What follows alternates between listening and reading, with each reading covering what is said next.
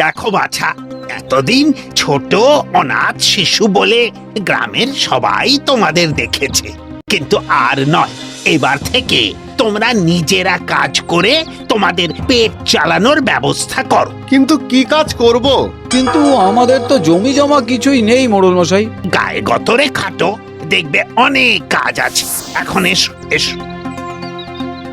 বাড়ি ফিরে দুই ভাই মাথায় হাত দিয়ে বসে পড়ে। এখন তাদের চলবে কি করে?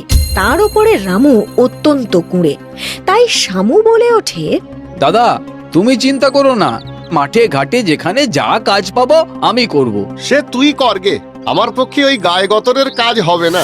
আমি বরং ব্যবসা করব। ব্যবসা? তার জন্য তো টাকা লাগবে, মানে মূলধন। সেটা কোথায় পাবে? মোড়ল মশাইয়ের কাছে যাব ধার চাইতে।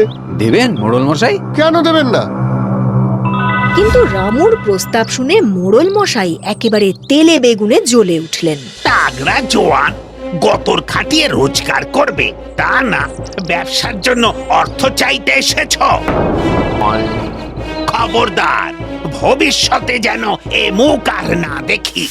ব্যাস, রামুর সব আশা শেষ।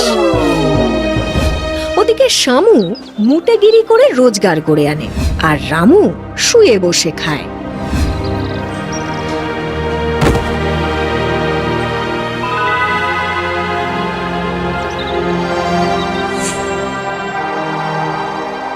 এই রে, বৃষ্টি আসবে মনে হচ্ছে। তাড়াতাড়ি বাড়ি যাই, গিয়ে আবার রান্নাও করতে হবে।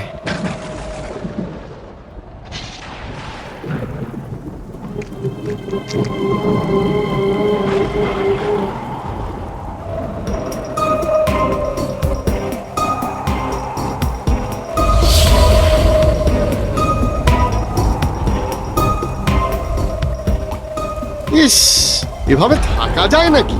পয়সা কড়ি জমলে আগে ঘরটা সারাতে হবে। দাদা, মোড়ল মশাই টাকা পয়সা কিছু দিলেন? না, বললো গতরে খাটতে।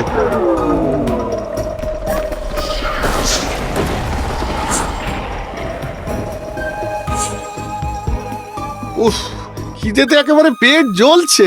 কিন্তু উনুনটা তো ভেঙে গেল। আগে মাটি খুঁড়ে উনুন বানাতে হবে।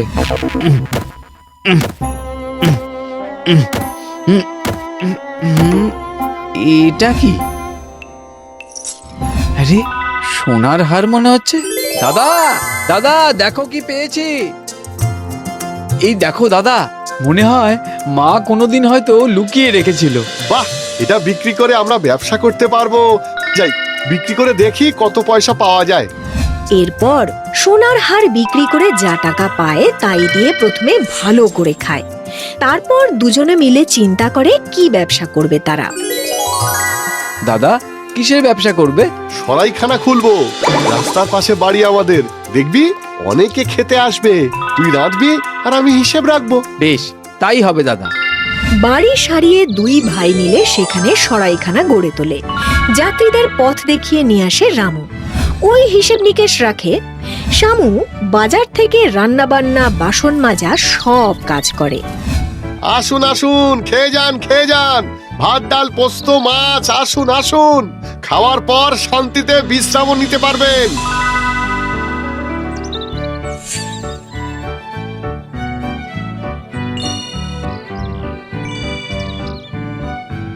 এইভাবে চলতে চলতে একদিন সরাইখানায় আসে ভিন গাঁয়ের গোয়ালারা। ভালো করে খাওয়াও দেখি। আর হ্যাঁ, খাওয়ার পর আমরা বিশ্রাম নেব, কিন্তু তোমরা আমাদের এই দুধ পাহারা দেবে, তার জন্য বেশি পয়সাও দেব। পারবে তো? হ্যাঁ হ্যাঁ, নিশ্চয়ই পারবো। বসুন বসুন, খেতে বসুন। খাওয়া দাওয়া শেষ হলে শামু বাসন নিয়ে পুকুর পাড়ে চলে যায়, আর দুধ পাহারায় বসে রামু। কিন্তু ক্রমশ তার চোখ ঘুমে ঢলে আসে। ও একসময় ঘুমিয়েও পড়ে, আর যথারীতি বিড়াল এসে দুধ খেয়ে ঘরময় দুধের কলসি উল্টে দিয়ে চলে যায়। জি জি জি জি জি, এই পাহারা দেওয়ার নমুনা। আরে শহরে গিয়ে এখন কি বেচবোটা কি? কি হয়েছে? দেখো দেখো, তোমাদের দায়িত্ব দেখো। আগে জানলে এখানে ঢুকতামই না। কত ক্ষতি হলো আমাদের জানো?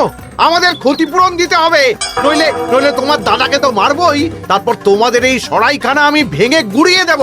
না না না, দয়া করে এমন করবেন না। আপনাদের ক্ষতিপূরণ আমি দিয়ে দিচ্ছি। কি আর করে রামু, ক্যাশ বাক্স খুলে গোয়ালাদের অর্থ মেটায়। গোয়ালারা চলে গেলে শামু জানতে চায়, কি করে এমন হলো দাদা? ঘুমিয়ে পড়েছিলাম রে ভাই। এর কয়েকদিন পরে এলো এক সোনার কারবারি। খাওয়া দাওয়ার পরে ট্যাঙ্কের থেকে সোনার থলি বার করে বলে, শোনো হে, এগুলো রাখো, সাবধানে রেখো, বিকেলে উঠে আমি নিয়ে যাব। আগে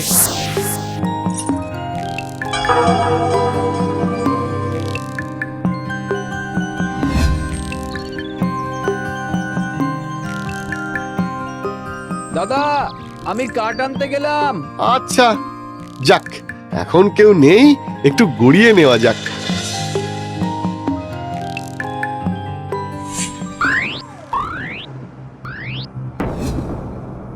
ব্যাস বিকেল হতেই সে কি হই হই রই রই কাণ্ড, খোঁজ খোঁজ, কিন্তু কোথাও যখন সোনার থলি খুঁজে পাওয়া গেল না, তখন তো সোনার কারবারি রেগে লাল। হ্যাঁ, পথের ধারে সরাইখানা খুলে চুরি করা হচ্ছে, চোর কোথাকার! না না, বিশ্বাস করুন, আমি ও থলিতে হাতে দিইনি। কিন্তু আমি তো ওই থলি তোমার হাতে দিয়েছিলাম। হে, হ্যাঁ, গেল কই? আমি তো ওই কুলুঙ্গিতে রেখে দিয়েছিলাম। চলো, আজই তোমায় কোতোয়ালে দেব, তখন দেখবে ঠিক থলি বেরিয়ে পড়বে। চলো চলো। কি হয়েছে দাদা, কি হয়েছে? চোর, তোমরা দুই ভাই মিলে চুরি করেছো আমার সোনার থলি, চোর কোথাকার! না না ভাই, আমি চুরি করিনি, আমি শুধু ঘুমিয়ে পড়েছিলাম। আমি জানি দাদা। শুনুন শুনুন না, আমার দাদা চোর না। শুনুন শুনুন। আহ! চোরের মায়ের আবার বড় গলা। শোনো, হয় আমার ক্ষতিপূরণ দাও, নইলে তোমাদের দুজনকেই আমি কোতোয়ালিতে দেবো। হ্যাঁ, অগত্যা কি আর করে শামু, যা জমানো অর্থ ছিল সব শ্যাকরার হাতে তুলে দেয়। তারপর কষ্টে সৃষ্টে চলতে থাকে সরাইখানা। দিনের পর দিন এভাবেই কেটে যায়। একদিন শামু যখন বাজারে, তখন আসে কিছু সন্ডা মার্কা লোক। এসেই তারা বলে, খুব খিদে লেগেছে, খেতে দাও। না মানে, এখন তো খাবার নেই। নেই মানে কি, আবার চাপাও। এই তোরা বস এখানে, এখানে খাওয়া দাওয়া করে বেরোবো। শোনো, ভাত ডাল আলু সিদ্ধ আর ঝাল ঝাল করে মাছের ঝোল রাঁধো। ঝোল ডাল? না মানে, আমি তো... এই বস্তাটা আনতো। আজ খাবার যদি না পাই, তাহলে এই বস্তায় হাত মুখ বেঁধে সোজা নদীর জলে ফেলে দেবো। কি সর্বনাশ! ভাইরে, কেন যে তোর কাছে রান্নাটা শিখে নিলাম না। হায় হায় হায়। ভয়ে ভয়ে রামু উনুনে কয়লা দেয়। ধোঁয়ার চোটে চোখের জলে নাকের জলে হয়ে ওঠে। উনুন ধরে গেলে ভাত বসায়। উফ, কি পরিশ্রম! ভাই, আগে বুঝিনি যে তুই এত পরিশ্রম করিস। কি ঝক মারি! আজ যদি প্রাণে বেঁচে যাই, তবে তোর কাঁধে কাঁধ মিলিয়ে কাজ করব। ডাল, ডাল কই? ওদিকে ডাল খুঁজতে গিয়ে ভাত যায় পুড়ে। এ হে হে হে, পোড়া গন্ধ বেরিয়েছে রে। ভাইরে, তাড়াতাড়ি ফিরে আয় তুই। এই কি হলো, কত দূর? হুঙ্কার শুনে ভয়ে হাত কেঁপে যায় রামু। ব্যাস, ভাতে জল দিতে গিয়ে জল পড়ে যায় উনুনে। উনুন যায় নিভে। এই যা যা যা যা যা, গেল, নিভে গেল। আজ আমাকে আর কেউ রক্ষা করতে পারবে না। এই খেতে দাও। যাই যাই।